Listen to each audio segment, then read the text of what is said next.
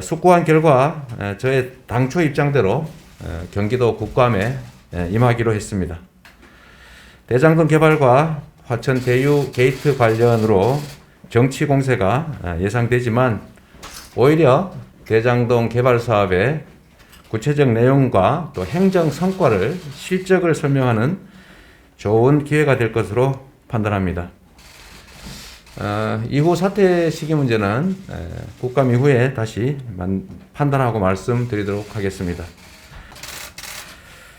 네, 많은 분들이 제가 도지사직을 언제 사퇴하는지 이제 관심을 갖고 계시고 하도 전화가 많이 와서 제가 그냥 많은 분들한테 공개적으로 알려드리도록 하겠습니다.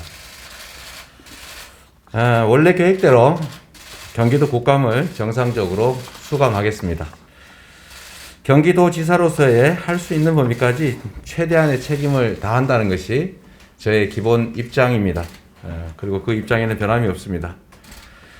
경기도 사무와 무관한 대장동 관련 정쟁이 될 것이 분명한 경기도 국감에 이에 응하는 경기도지사로서의 책임도 중요하지만 그보다 집권 여당의 대통령 후보로서의 책무가 더 중요하니 조기 사퇴하고 대선에 집중하는 게 좋겠다라는 당 지도부의 권유도 충분히 이해합니다. 숙고한 결과 저의 당초 입장대로 경기도 국감에 임하기로 했습니다. 대장동 개발과 화천 대유 게이트 관련으로 정치 공세가 예상되지만 오히려 대장동 개발 사업의 구체적 내용과 또 행정 성과를 실적을 설명하는 좋은 기회가 될 것으로 판단합니다. 이후 사퇴 시기 문제는 국감 이후에 다시 판단하고 말씀드리도록 하겠습니다. 많은 분들이 오해를 하고 계신 게 있고 또 일부 언론과 일부 정치 세력들이 본질과 줄기는 빼고 지연 말단적인 사안들을 왜곡하고 또 가짜 뉴스를 만들어서 마치 개발 사업에 뭔가 문제가 있는 것처럼 주장하고 있어서 몇 가지만 말씀드리도록 하겠습니다. 아주 세부적인 팩트는 이렇습니다. 대장동 개발 사업은 원래 LH가 공공개발을 추진하고 있었는데 제가 당선된 이후에 2010년 6월 2일인가 4일에 선거가 끝나고 난 후에 6월 10일인가쯤에 갑자기 LH가 공영개발을 포기했습니다. 나중에 알게 됐지만 뭐 그거는 업자들의 로비 때문이었다. 국민의힘의 정략 때문이었다는 것이 밝혀졌습니다. 제가 2010년 7월 1일에 취임을 했고 그리고 2011년 7월 1일에 취임 1주년 기자회견을 하면서 이 대장동 공영개발 그리고 위례 신도시의 아파트 분양사업 이 등등을 통해서 개발 이익을 1조 원을 세금 말고 추가로 확보하겠다 이런 발표를 했습니다.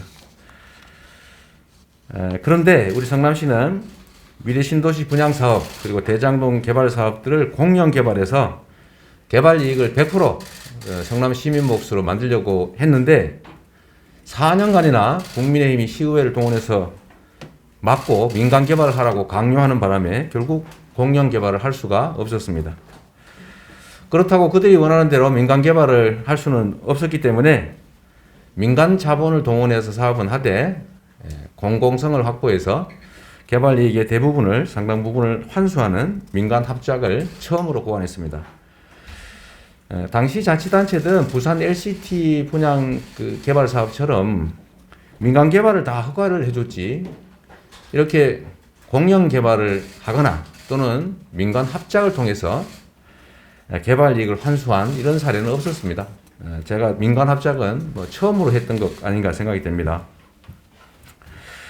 그런데 위례 신도시 아파트 분양 사업은 원래 1,100억 정도가 남기로 돼 있었는데 예상 이익이 이거를 시의회 반대 때문에 민간 합작으로 전환하면서 5대5로 개발 분양 이익을 나누기로 했었습니다. 그런데 1,100억 원으로 예정됐던 예정 수입이 이상하게 시간이 지나면서 800억, 400억 이렇게 줄어들더니 나중에는 300억밖에 분양 수익이 안 난다라고 해서 결국 150억 정도만 손에 쥐고 말았습니다. 결국 150억도 번 거라면 번 건데 실패한 거죠.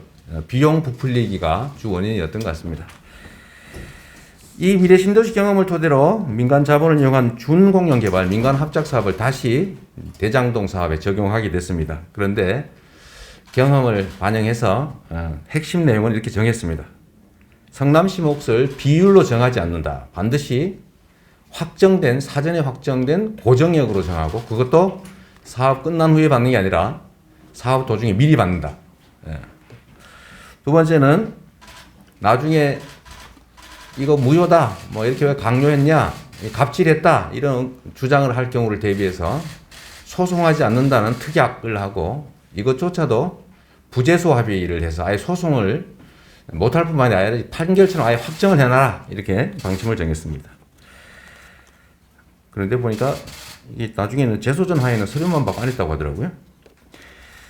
자, 민간 사업자는 금융기관으로 제한해서 사업의 불확실성을 제거한다. 그 다음에 공개 경쟁을 시켜서 특정 사업자가 하면 부정이 발생할 수 있으니까 반드시 공개 경쟁을 시켜서 제일 많이 이익을 제공하는 곳으로 한다. SPC가 우선권만 갖는 게 아니라 의결권을 가져서 이 사업자들이 마음대로 못하게 막아라 라는 것하고, 마지막으로 의무는 아니지만 청렴서약서를 받고 관료 공무원들을 매수한다든지 뇌물을 준다든지 하는 일이 발각되면 협약을 통째로 다 해지하고 개발 이익을 완전히 환수한다. 이런 내용의 청렴서약서를 받도록 했습니다. 이걸 토대로 한 달 이상, 근 2달 가까이 공고해서 3개 컨소시엄, 은행 컨소시엄이 참여를 했고, 이 중에 2,500억 정도의 예상 비용이 들어가는 성남시 구시가지의 본시가지의 1공단을 공원화하는 사업을 당연히 하는 것 하고, 이것도 미리 집행합니다. 그리고 사업 종료 전에 1,822억을 지급하거나 아니면 성남시가 선택하는 데에 따라서 A10 블럭 임대주택 용지를 무상으로 양도받는 것, 이거를 제시하는 하나은행이 선정됐습니다. 그래서 당시에는 1조 5천억 가량을 투자하는 민간 사업자는 대충 1,800억 정도가 이제 예상되는 수입을 갖게 됐고, 성남시는 사업이 망하든 흥하든 관계없이 4,400억 정도에 해당되는 이익을 확보했습니다. 그런데 2015년 최악이던 부동산 경기가 2017년 한 2년 지나니까 호전되고 있어서 제가 인허가권을 행사해가지고 갑질이라고 불릴 만한 일인데, 이익이 혹시 1,800억 이상 더 날 것 같으니까 1,000억 정도를 추가 부담을 시키라고 해서 인가 조건에 붙여서 1,100억 원을 추가로 환수했습니다. 만약에 당시에 국민의힘이 요구하는 대로 민간 개발을 해줬다면 성남시 몫의 5,503억도 국민의힘 그리고 토건 세력들, 민간 개발업자들에게 다 갔을 겁니다. 뭐 당연한 거 아니겠습니까? 그런데 2018년부터 시작된 집값 폭등으로 사업자의 불확정된, 예정이익이니까 불확정되죠. 이게 1,800억 원에서 4,000억대로 늘어나게 됐습니다. 부동산 경기가 반대로 악화됐다면 1,800억이 아니라 심지어 손해볼 수도 있는데, 그러나 그런 경우에도 우리 성남시는 5,503억 원의 고정이익을 갖게 됩니다. 2018년 3월에 제가 사퇴를 했기 때문에 2018년 이후 집값, 땅값 상승에 따른 개발이익, 민간업자 몫을 분양가를 낮춘다든지 또는 개발이익을 추가 환수한다든지 인가 조건을 변경한다든지 해서 그럴 권한이 안타깝게도 저는 없었습니다. 경기도지사였으니까요.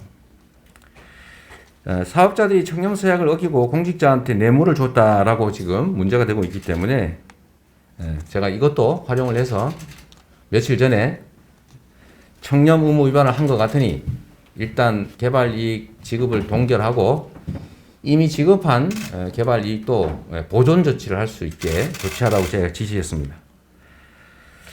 인사권자 그리고 관리자로서 일부 직원들의 일탈 행위에 대해서는 다시 한번 사과드립니다. 제가 관할하고 있던 인력이 약 5,000명 정도 되는데 어쨌든 그중에 일부 직원들이 오염이 되고 또 부정부패를 했다는 의심이 상당히 들기 때문에 그 점에 대해서는 인사권자, 관리권자로서의 도의적 책임을 피할 수 없겠습니다. 다만 이 점에 대해서 앞으로 국민의힘과 보수 언론들이 과거와는 다르게 180도 태도를 바꿔서 100% 공공환수했어야 된다. 공공개발 왜 못했냐 이렇게 적반하장식 주장을 하고 있기 때문에 다행히 이걸 기회로 만들어서 앞으로는 다시는 인허가권 행사에 따른 불로소득 개발 이익이 특정인들의 입에 들어가지 않도록 모두 공공에 기속될 수 있도록 개발 이익 완전 국민 환수 제도를 정착시키고 또 부동산 불로소득 공화국이라고 하는 이런 오명을 반드시 싣는 것으로 책임을 다하도록 하겠습니다. 고맙습니다.